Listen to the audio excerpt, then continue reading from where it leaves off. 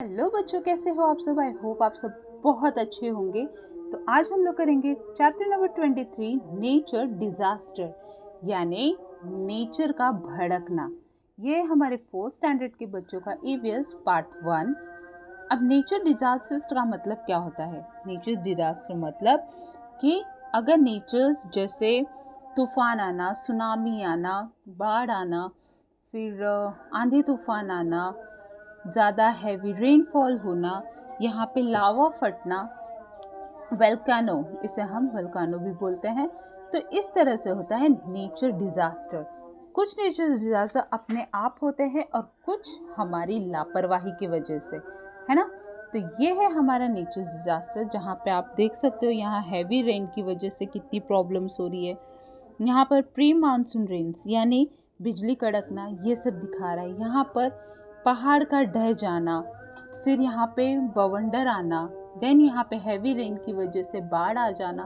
तो ये सब दिखाता है कि नेचर डिजास्टर की वजह से कितनी प्रॉब्लम होती है।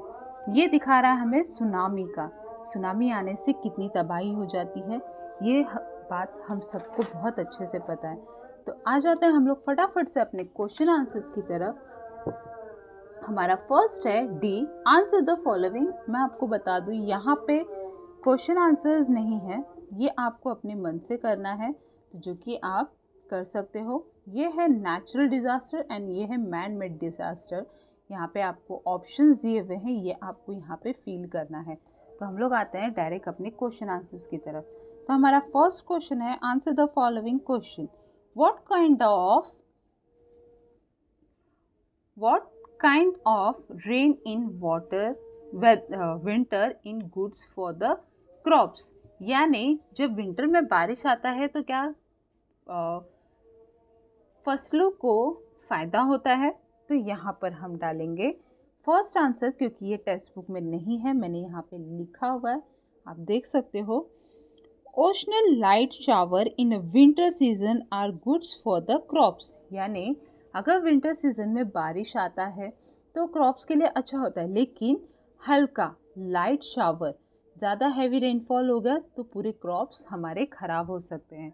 तो ये है हमारा फर्स्ट आंसर। सेकंड है, व्हाट आर द लिल effects of a hill storm, यानी जब पहाड़ पे से बड़े बड़े पत्थर गिरते तब क्या होता है। तो ये है हमारा सेकंड आंसर, जो कि हमें मिल जाएगा टेक्स्ट बुक में ही, पेज नंबर 140। यहाँ पर है,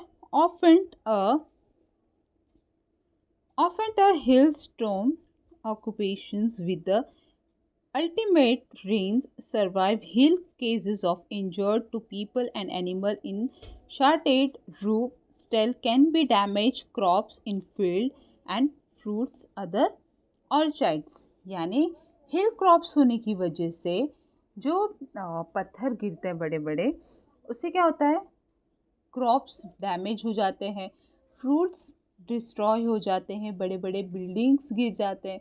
क्योंकि जब हिल स्टॉक यानी जो पहाड़ों पे से पत्थर गिरते हैं तो छोटे छोटे घरों पे जब आते हैं ना, तो उन्हें बहुत डैमेज होता है। तो ये है हमारा सेकंड आंसर। नेक्स्ट है third, should one go for a swim in flood water, यानी वाटर में स्विम करने से क्या होता है, फ्लोड वाटर यानी जो सुनामी आती है। No one should not go for a swim in flood water, क्या आप जो सुनामी आती है उसमें स्विम कर सकते हो? तो हमें आंसर यहाँ पे खुद से लिखना है, no one should not go for a swim in flood water, यानी सुनामी में कोई भी तैरने नहीं जाएगा, अगर तैरने जाएगा तो खुद ही तैर के पता नहीं कहाँ से कहाँ निकल जाएगा। तो ये है हमारा थर्ड आंसर, जो कि हमें खुद ही प्रिपेयर करके लिखना है, क्योंकि इसका आंसर हमारे टेक्स्ट बुक में नहीं है। फोर्थ है, how does a tsunami affected vehicles on the coast, यानी सुनामी जब आती है तो व्हीकल्स को क्या डैमेजेस होता है। तो ये रहा हमारा फोर्थ आंसर, हमें मिलेगा यहाँ पर page number 143 and then answer they drawn and did tsunami come with so much for force that vehicles on the course along with the people in them get through away from quiet and distance, यानी tsunami में अगर आप vehicles चलाने की कोशिश करते हो तो जो उसका पानी का प्रेशर होता है वो आपको बहुत ही ज़ोर से थ्रू आउट यानी बहुत ही ज़ोर से आपको दूर फेंक सकता है। तो सुनामी में व्हीकल्स चलाना अवॉइड ही हमें करना चाहिए। तो ये था हमारा फोर्थ आंसर।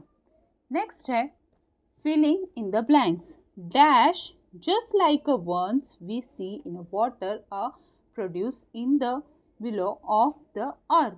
तो ये है waves। सेकेंड है if is does not stop raining the rainy water enter the settlements। Third है people and animals are dash against the force of the tsunami help us, यानी एक दूसरे की मदद करनी चाहिए।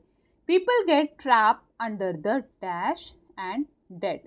तो ये है हिप्स, यानी जो कीचड़ होते हैं उसमें फंस जाने की संभावना होती है। तो ये था हमारा filling the blanks and question answers जो कि कंप्लीट हो चुका है। आप इसका अच्छे से स्क्रीनशॉट ले सकते हो ताकि आपको स्पेलिंग में कोई भी प्रॉब्लम ना हो एंड आपको आंसर भी अच्छे से मिल जाए। बाकी अगर आपको इसमें कोई भी डाउट है तो कमेंट में ज़रूर पूछना। और अब हम मिलते हैं नेक्स्ट वीडियो में, तब तक के लिए बाय।